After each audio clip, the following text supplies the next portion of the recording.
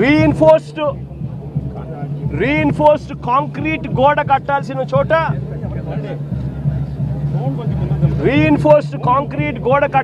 చోట కనీసం ఎటువంటి టెండర్లు కూడా పిలవకుండా మంత్రులు పర్యవేక్షిస్తున్నారని అంటారు. 5 మంది కమిటీ సభ్యులు అంటారు, వస్తారు, పర్యవేక్షించినారు, చూసినారు, గోడ కట్టడానికి పర్మిషన్ ఇచ్చినారు. 6 రోజుల్లో గోడ కట్టారు. టెండర్లు కూడా పిలువకోకుండా కట్టేసేయండి అని చెప్పి కట్టేశారు. నేను అడుగుతా ఉన్నా,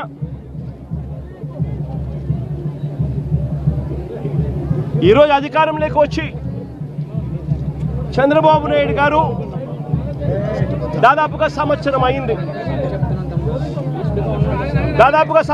చంద్రబాబు నాయుడు గారు అధికారంలోకి వచ్చి.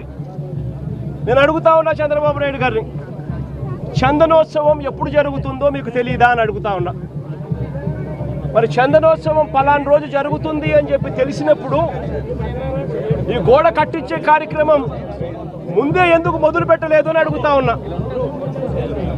ఈ గోడ కట్టించే కార్యక్రమం ముందే ఎందుకు చేయలేదు అని అడుగుతా ఉన్నా. ఇదే పెద్ద మంచి చంద్రబాబు నాయుడు గారిని, ఇదే చంద్రబాబు నాయుడు గారిని అడుగుతా ఉన్నా. ఈ గోడ నిర్మాణం కేవలం 6 రోజుల కిందట మొదలై 2 రోజుల కిందట పూర్తి చేశారు. దీని అర్థం ప్రభుత్వం ఎటువంటి ముందస్తు ఏర్పాట్లు సీరియస్గా తీసుకోలేదు అని చెప్పి నిదర్శనం కాదా అని అడుగుతా ఉన్నా. చివరికి ఈ వరకు కనీసం టెండర్లు కూడా పిలవకోకుండా ఇష్టం వచ్చిన వాళ్ళకు వర్క్ ఇచ్చేసి ఇష్టం వచ్చిన తీరు ఇష్టం వచ్చిన పద్ధతిలో కట్టించే కార్యక్రమం చేయడం ధర్మమేనా అని అడుగుతా ఉన్నా. 70 అడుగులు పొడవుతో కట్టే గోడకు, 10 అడుగులు ఎత్తుతో నిర్మించే గోడకు కనీసం కాలములు కూడా పెట్టించే కార్యక్రమం కూడా లేకుండా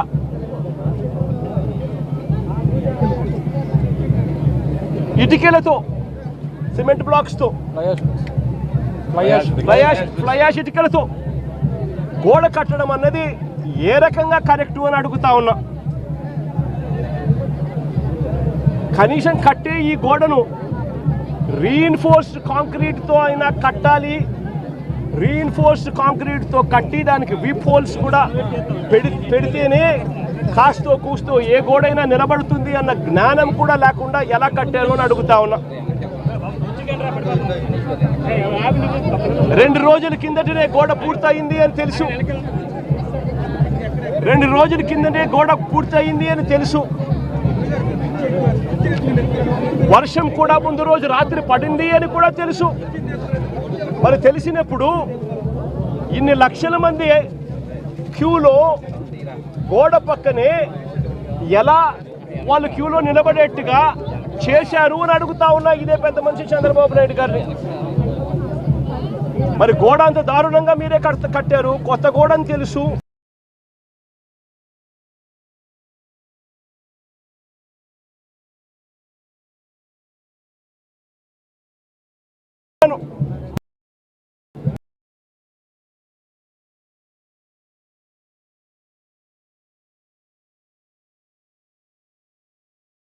దర్శించుకునే సామాన్యుడు ఏమైపోయినా పర్వాలేదు అని చెప్పి పట్టించుకునే కార్యక్రమం ఎక్కడా కూడా చేయకుండా గాలి కొదిలేసిన పరిస్థితుల్లో ఈరోజు రాష్ట్రం నడుస్తూ ఉంది.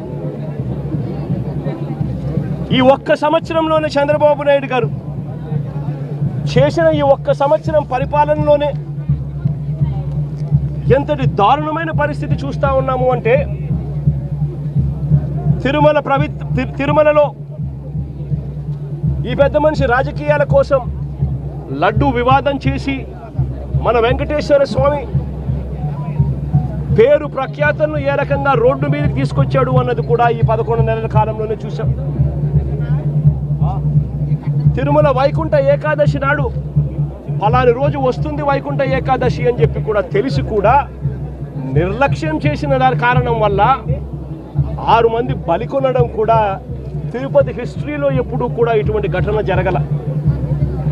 అటువంటి ఘటన కూడా ఈ చంద్రబాబు నాయుడు గారు ఈ 11-12 నెలల కాలంలోనే చూసాం.